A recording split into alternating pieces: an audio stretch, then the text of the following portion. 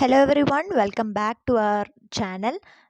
ഇന്ന് നമ്മൾ Greco Roman ലിറ്ററേച്ചറിനെ കുറിച്ചാണ് പഠിക്കുന്നത്.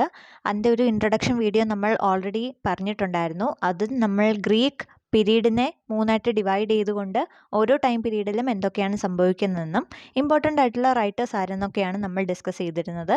ആ വീഡിയോ നിങ്ങൾ കണ്ടിട്ടില്ലെങ്കിൽ എൻ്റെ ലിങ്ക് ഞാൻ കമൻറ്റ് സെക്ഷനിൽ ഇൻക്ലൂഡ് ചെയ്യുന്നതായിരിക്കും. So you can check it out. ഈ ഒരു വീഡിയോയിൽ നമ്മൾ ഡിസ്കസ് ചെയ്യുന്നത് ക്ലാസിക്കൽ ഡ്രാമയെക്കുറിച്ചും ഗ്രീക്ക് തിയേറ്ററിനെക്കുറിച്ചും ഗ്രീക്ക് ട്രാജഡിയെക്കുറിച്ചുമായിരിക്കും. നമുക്ക് ക്ലാസിക്കൽ ഡ്രാമ വെച്ച് സ്റ്റാർട്ട് ചെയ്യാം. ക്ലാസിക്കൽ ഡ്രാമ ഏൻഷ്യൻ ഗ്രീസിൽ നിന്നാണ് സ്റ്റാർട്ട് ചെയ്യുന്നത്. തുടക്കം തന്നെ 2 ഫോംസേ ഉണ്ടായിരുന്നുള്ളൂ, അതായത് ട്രാജഡിയും കോമഡിയും. ഈ 2 ജേണേഴ്സും ഏഥൻസിലെ ഒരു ലേറ്റ് 6th സെഞ്ച്വറി BC നിന്നാണ് സ്റ്റാർട്ട് ചെയ്യുന്നത്. ആ ഒരു സമയം തൊട്ട് പ്രത്യേകിച്ച് ഡയോനീസിയ എന്നുള്ളൊരു ഫെസ്റ്റിവലിൻ്റെ സമയത്താണ് ഈ ഒരു നാടകങ്ങൾ കളിച്ചുകൊണ്ടിരുന്നത്. അപ്പോൾ ഡയോനീസിയ എന്ന ഫെസ്റ്റിവൽ എന്താണ്? ആ സമയത്തെ അല്ലെങ്കിൽ ഗ്രീക്ക് ഗോഡ് ആയിട്ടുള്ള ഡയോനീസിയസ് അല്ലെങ്കിൽ റോമൻ മിത്തോളജിയിൽ ബാക്കസ് എന്ന് വിളിക്കപ്പെടും ഈ ഒരു ദൈവം. He is the god of wine, ecstasy and revelry. ഈ ഒരു ദൈവത്തിന് വേണ്ടിയുള്ള ഒരു ഫെസ്റ്റിവൽ, ഒരു റിലീജിയസ് ഫെസ്റ്റിവലാണ് ഡയോനീസിയ. ഈ ഒരു ഡയോനീസിയയുടെ സമയത്താണ് ഈ ഒരു ഡ്രാമാസ് കളിച്ചുകൊണ്ടിരുന്നത്. ഇതാണ് ക്ലാസിക്കൽ ഡ്രാമയെക്കുറിച്ചുള്ള ഒരു ഒറിജിൻ. അപ്പം ഞാൻ നേരത്തെ പറഞ്ഞതുപോലെ തന്നെ 2 ഫോംസേ തുടക്കത്തിലുണ്ടായിരുന്നുള്ളൂ, ട്രാജഡി ആൻഡ് കോമഡി. ട്രാജഡിയാണ് ഏറ്റവും പഴക്കം ചെന്ന നാടക രീതി അല്ലെങ്കിൽ ഡ്രാമാറ്റിക് ഫോം എന്ന് നമുക്ക് വിളിക്കാൻ സാധിക്കും. കൂടുതൽ ഒരു സീരിയസ് ആയിട്ടുള്ള സോംബർ ആയിട്ടുള്ള തീംസ് ആണ് ട്രാജഡീസിൽ കാണാൻ സാധിക്കുന്നത്. കൂടുതലും ഇങ്ങനത്തെ നാടകങ്ങൾ കോൺസെൻട്രേറ്റ് ചെയ്യുന്നത് ഹ്യൂമൻ കണ്ടീഷനെ കുറിച്ചാണ്. അതുപോലെ തന്നെ മനുഷ്യർ, അവരുടെ യാതനകൾ, അവരുടെ വേദനകൾ, അതുപോലെ തന്നെ മിത്തോളജി ബേസ്ഡ് ആയിട്ടുള്ള ട്രാജഡീസ് ആണെങ്കിൽ മനുഷ്യരും ദൈവവും തമ്മിലുള്ള റിലേഷൻഷിപ്പ്, ഇതൊക്കെയാണ് പൊതുവെ ഗ്രീക്ക് ട്രാജഡീസിൻ്റെ ഒരു പ്ലോട്ടായിട്ട് വരുന്നത്. ഈ ഒരു ട്രാജഡീസ് പെർഫോം ചെയ്യുന്നത് ഒരു കോറസും ഗ്രൂപ്പ് ഓഫ് ആക്ടേഴ്സും ആയിരിക്കും.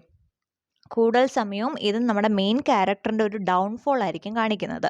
ഉദാഹരണത്തിന് ഒരു ഗ്രീക്ക് ട്രാജഡി ആണെങ്കിൽ ഒരു രാജാവിനെ കാണിക്കുന്നു. രാജാവ് തുടക്കത്തിൽ ഒരുപാടധികം പ്രതാപവും സമ്പത്തും അധികാരവും എല്ലാം ഉള്ള ഒരു ക്യാരക്ടറായിരിക്കും. പക്ഷേ ഈ ഒരു ക്യാരക്ടറിന് ഒരു ട്രാജിക് ഫ്ലോ കാണും. എന്തെങ്കിലും ഒരു രീതിയിലുള്ളൊരു ഒരു ട്രാജിക് ഫ്ലോ. അതിപ്പോൾ നമുക്ക് അഹങ്കാരമാണെന്നിരിക്കാം. ഈ ഒരു രാജാവ് അഹങ്കാരിയാണ്. ഇത്രയും അധികം പ്രതാപവും സമ്പത്തും കാരണം അഹങ്കാരം തലയ്ക്ക് പിടിച്ച് ഒരുപാടധികം കുറ്റകൃത്യങ്ങൾ നടത്തുന്നു. അതിൻ്റെ ഫലമായിട്ട് ഈ ഒരു ആൾക്ക് അയാളുടെ എല്ലാം നശിക്കുന്നു. അയാളുടെ എല്ലാ സമ്പത്തും നശിക്കുന്നു, എല്ലാ പ്രതാപവും നശിക്കുന്നു, കുടുംബം ഉൾപ്പെടെ ഇല്ലാതാകുന്നു. അവസാനം മിക്കപ്പോഴും ട്രാജഡീസിൽ ഈ ഒരു മെയിൻ ക്യാരക്ടറിൻ്റെ മരണവും സംഭവിക്കാറുണ്ട്. ഇതാണ് ഒട്ടുമിക്ക ട്രാജഡീസിൻ്റെയും ഒരു ബേസിക് ആയിട്ടൊരു പ്ലോട്ട് ലൈൻ എന്ന് പറയുന്നത്.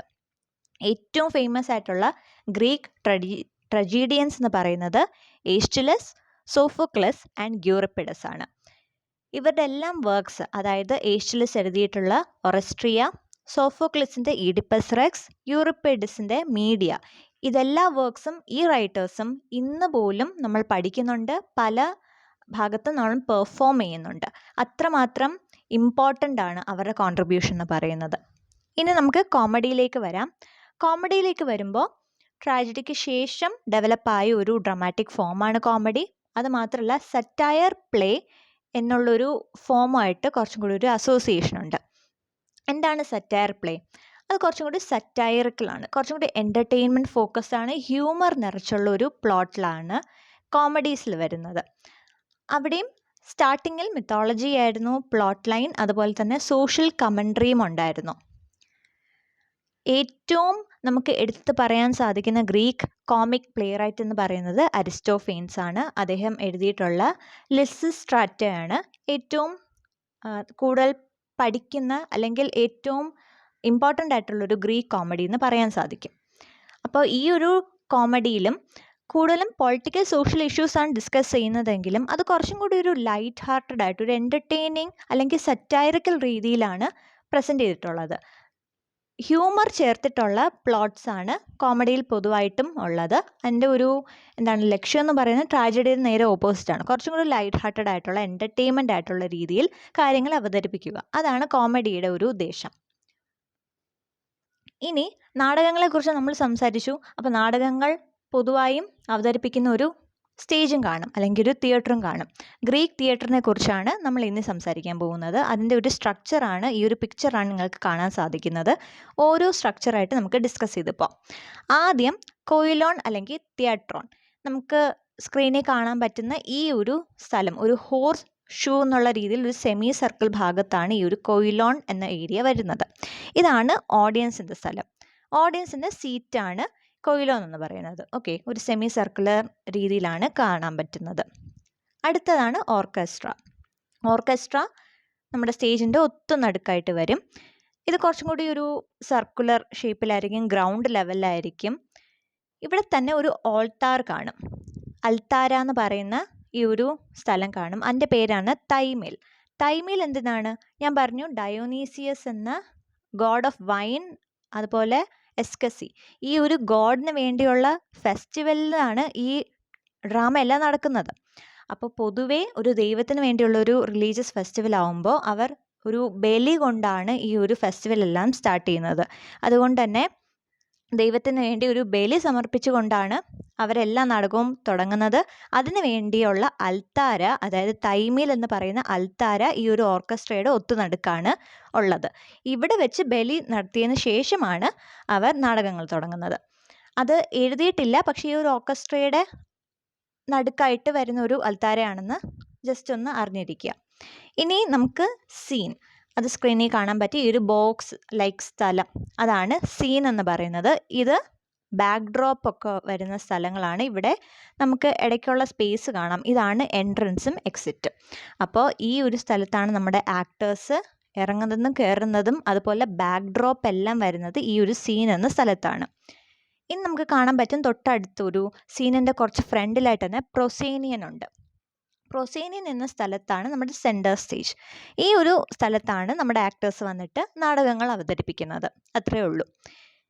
പിന്നെ നമുക്ക് കാണാൻ പറ്റുന്ന സ്ഥലമാണ് ഡയസോമ. അത് രണ്ട് സ്ഥലങ്ങളിൽ കാണാൻ പറ്റും. ഡയസോമ എ, അതുപോലെ ഡയസോമ ബി എന്ന് കാണാൻ പറ്റും. അത് ഈ ഒരു കൊയിലോൺ എന്ന് പറയുന്ന ഓഡിയൻസ് ഇരിക്കുന്ന സ്ഥലത്തിൻ്റെ ഇടയ്ക്കുള്ള സ്പേസ് ആണ്. ഇത് വെറും ഒരു പാസേജ് മാത്രമാണ്. ഇപ്പോൾ നമ്മൾ ഒരു സിനിമാ തിയേറ്ററിൽ പോകുമ്പോൾ തന്നെ നമ്മൾ ഇരിക്കുന്ന സീറ്റിൻ്റെ ഇടയിൽ സ്പേസ് കാണും. നമുക്ക് ഇറങ്ങാനും കയറാനും വേണ്ടി, മൂവ് ചെയ്യാനും വേണ്ടിയുള്ളൊരു പാസേജാണ്. സെയിം സാധനം തന്നെ. അതാണ് ഡയസോമ എന്ന് പറയുന്നത്. നമ്മുടെ ഓഡിയൻസിൻ്റെ സീറ്റിൻ്റെ ഇടയിലുള്ള ഒരു പാസേജ്, ഒന്ന് മൂവ് ചെയ്യാൻ വേണ്ടി അവിടെ ഉള്ള ഒരു പാസേജ്.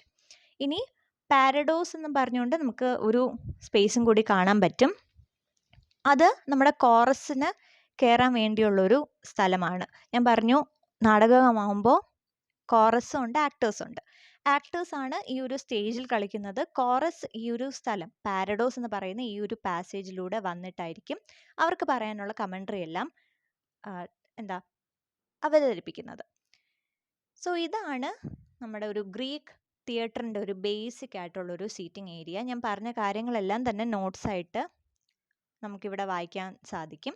ഇതാണ് ഗ്രീക്ക് തിയേറ്ററിൻ്റെ ഒരു പൊതുവായിട്ടുള്ളൊരു സ്ട്രക്ചർ. ഓക്കെ, ഇനി നമ്മൾ ഗ്രീക്ക് ട്രാജഡിയെക്കുറിച്ചാണ് പറയുന്നത്. ഗ്രീക്ക് ട്രാജഡി എന്ന് പറയുമ്പോൾ തന്നെ ഞാൻ പറഞ്ഞ ഏറ്റവും പ്രോമിനൻ്റ് ആണ്, ഏറ്റവും ഓൾഡസ്റ്റ് ആയിട്ടുള്ള ഡ്രമാറ്റിക് ഫോമാണ്. ഈ ഒരു സ്ട്രക്ചറിനെ കുറിച്ച് ചോദിച്ചാൽ 4 കാര്യങ്ങൾ നമുക്ക് പറയാൻ സാധിക്കും. എല്ലാ ഗ്രീക്ക് ട്രാജഡിയിലും പൊതുവെ ഉണ്ടായിരുന്ന 4 കാര്യങ്ങൾ എന്തൊക്കെയാണ്? ആദ്യത്തേത് പ്രൊലോഗ്. പ്രൊലോഗ് എന്ന് പറയുന്നത് എന്താണ്? നമ്മുടെ ഇൻട്രൊഡക്ഷൻ ഏരിയ. ഈ ഒരു പ്രൊലോഗിൻ്റെ സമയത്തായിരിക്കും ഈ ഒരു പ്ലേയുടെ സ്റ്റോറി, അതുപോലെ ക്യാരക്ടേഴ്സ് ആരൊക്കെയാണ്, അല്ലെങ്കിൽ എന്തെങ്കിലും രീതിയിലൊരു ബാക്ക്ഗ്രൗണ്ട് ഇൻഫർമേഷൻ തരാനുണ്ടെങ്കിൽ അത് ഈ ഒരു പ്രൊലോഗിൻ്റെ സെക്ഷനിലായിരിക്കും നമ്മുടെ കോറസ് തരുന്നത്. പിന്നെ പാരഡോസ്. പാരഡോസ് ഞാൻ നേരത്തെ പറഞ്ഞതുപോലെ തന്നെ നമ്മുടെ ആ ഒരു പാസേജിലൂടെ കോറസ് വരുന്നു, അവർ ഒരു ഓഡ് ചാൻറ്റ് ചെയ്യുന്നു. അതാണ് പാരഡോസ് എന്ന് പറയുന്നത്. സ്പെല്ലിംഗ് വ്യത്യാസമുണ്ട്. ആ പാസേജ് എന്ന് പറയുന്ന പാരോഡോസ് ആണ്, ഓ ആണ്. ഇവിടെ പാരഡോസ് ആണ്. സ്പെല്ലിങ്ങിൻ്റെ ചെറിയ വ്യത്യാസമേ ഉള്ളൂ. അപ്പോൾ ഈ ഒരു ഓടാണ് ബേസിക്കലി സ്റ്റോറിയുടെ എന്തെങ്കിലും ഒരു ബാക്ക്ഗ്രൗണ്ട് ഇൻഫർമേഷൻ ഉണ്ടെങ്കിൽ അത് തരുന്നതും ബേസിക്കലി പ്ലേ സെറ്റ് ചെയ്യുന്നത് പാരഡോസ് ആണ്. ഇനിയാണ് എപ്പിസോഡ് ആൻഡ് സ്ട്രാസിമോൺ. അപ്പോൾ ഓരോ സമയത്തെയും മെയിൻ ആക്ഷൻ ആണ് എപ്പിസോഡ് എന്ന് പറയുന്നത്. ഓരോ സമയത്തെയും ആക്ടേഴ്സ് വന്നിട്ട് പറയുന്ന ഡയലോഗും ആക്ഷനും ആണ് ഓരോ എപ്പിസോഡ്. അതിൻ്റെ ഇടയ്ക്ക് ഇപ്പോൾ ഓരോ സമയത്തും ഓരോ എപ്പിസോഡ് കഴിയുമ്പോഴും നമ്മുടെ കോറസ് വന്നിട്ട് അവർ ഒരു കോറൽ ഓട് പറയും. എന്താണ് സംഭവം എന്ന് വെച്ചാൽ ഓരോ എപ്പിസോഡിന് ശേഷവും ആ ഇവൻറ്റിനെ ബേസ് ചെയ്ത് അവർ കമൻറ്റ്സ് പറയും. ഇപ്പോൾ ഒരു എക്സാമ്പിൾ ഞാൻ പറയാം. നമ്മൾ ക്രിക്കറ്റ് മാച്ച് കാണുന്നവരാണെങ്കിൽ ഇപ്പോൾ ലോങ് ഫോം ക്രിക്കറ്റ്, അതായത് ടെസ്റ്റ് ക്രിക്കറ്റ് അല്ലെങ്കിൽ ഇപ്പോൾ ODI ഒക്കെ ആണെങ്കിൽ, അല്ലെങ്കിൽ പൊതുവെ ഒരു T20 സീരീസ് എടുക്കുകയാണെങ്കിൽ കൂടിയും നമ്മൾക്കൊരു പോസ്റ്റ് മാച്ച് കമൻട്രിയും ഒരു പ്രീ മാച്ച് കമൻട്രിയും കാണും. അത് ആ ഒരു മാച്ചിനെ ബേസ് ചെയ്ത് മാച്ചിന് മുമ്പും ശേഷവും ആ ഒരു നടക്കുന്നൊരു കമൻട്രിയാണ്. സെയിം കാര്യം തന്നെയാണ് ഇവിടെ നടക്കുന്നത്. ഓരോ എപ്പിസോഡ് കഴിയുമ്പോഴും കോറസ് വന്നിട്ട് നടന്ന സംഭവങ്ങളെക്കുറിച്ച് ചർച്ച ചെയ്യുന്നു. അതാണ് സ്റ്റാസിമോൺ എന്ന് പറയുന്നത്. And last and final is exodus. Exodus എന്ന് വെച്ചാൽ നമ്മുടെ കൺക്ലൂഷൻ, ക്ലൈമാക്സ്. ഈ ഒരു സമയത്ത് ക്യാരക്ടേഴ്സ് ഇതുവരെ ഫേസ് ചെയ്ത് വരുന്ന ചാലഞ്ചസ്, ഇതൊരു ട്രാജഡി ആണെന്ന് ഓർക്കണം. അപ്പോൾ സീരിയസ് ആണ് കാര്യങ്ങൾ. അത്രയും അവർ അനുഭവിച്ചിരുന്ന ചാലഞ്ചസിന് ഒരു ക്ലൈമാക്സ് കിട്ടുകയാണ്, ഒരു കൺക്ലൂഷൻ കിട്ടുകയാണ്. അത് മിക്കപ്പോഴും മിത്തോളജി ബേസ്ഡ് ആണെങ്കിൽ ഒരു ദൈവമായിരിക്കും പ്രത്യക്ഷപ്പെട്ടുകൊണ്ട് ആ ഒരു സൊല്യൂഷൻ കൊടുക്കുന്നത്. അതിനെയാണ് ഡ്യൂസ് എക്സ് മെഷീന എന്ന് പറയുന്നത്. അതെന്താണ്? A device where god is introduced to solve the conflict or challenge. അങ്ങനെയാണ് മിക്കപ്പോഴും ഈ ഒരു ഗ്രീക്ക് ട്രാജഡി കൺക്ലൂഡ് ചെയ്യുന്നത്. അപ്പം അതിനെ വിളിക്കുന്ന പേരാണ് എക്സോഡസ്. ഇതാണ് പൊതുവേ ഗ്രീക്ക് ട്രാജഡിയുടെ ഒരു മെയിൻ സ്ട്രക്ചർ എന്ന് പറയുന്നത്. So I hope this information was useful. നമ്മൾ ക്ലാസിക്കൽ ഡ്രാമ എന്താണെന്ന് സംസാരിച്ചു, ഗ്രീക്ക് തിയേറ്ററിനെ കുറിച്ച് ഒരു ഓവർവ്യൂ കിട്ടി, അതുപോലെ തന്നെ ഗ്രീക്ക് ട്രാജഡിയിലെ ബേസിക് സ്ട്രക്ചർ എന്താണെന്ന് നമ്മൾ ഡിസ്കസ് ചെയ്തു. ഇനി മെയിൻ ആയിട്ടുള്ള ഗ്രീക്ക് ട്രജീഡിയൻസ് ആരാണ് നമ്മൾ ഓൾറെഡി പറഞ്ഞതാണ്. എയ്ഷ്ലെസ്, സോഫോക്ലസ്, യൂറിപ്പിഡസ്. അവരുടെ മെയിൻ വർക്ക്സ് ഏതാണെന്ന് നമ്മൾ മെൻഷൻ ചെയ്തിട്ടുണ്ട്. അത് ഡീറ്റെയിൽ ആയിട്ട് നെക്സ്റ്റ് വീഡിയോയിൽ നമ്മൾ ഡിസ്കസ് ചെയ്യുന്നതായിരിക്കും. സോ നിങ്ങൾക്ക് ഈ ഒരു ഷോർട്ട് ഫോം ആയിട്ടുള്ള വീഡിയോ ഇഷ്ടപ്പെടുന്നുണ്ടെങ്കിൽ തീർച്ചയായും വീഡിയോ ലൈക്ക് ചെയ്യുക. ഈ ഒരു ഡ്യൂറേഷൻ ഓക്കെ ആണോ എന്നും കൂടി കമൻറ്റ് സെക്ഷനിൽ പറയുന്നത് ഉപകാരപ്പെടുമായിരിക്കും. അല്ലെങ്കിൽ കുറച്ചും കൂടി ലോങ് ഫോം വീഡിയോ എടുക്കണമെന്നുണ്ടെങ്കിൽ അത് കമൻറ്റ് സെക്ഷനിൽ മെൻഷൻ ചെയ്യാം. ആൻഡ് അടുത്ത വീഡിയോയ്ക്ക് വേണ്ടി കാത്തിരുന്നോളൂ. Till then, thank you for listening and I will see you soon.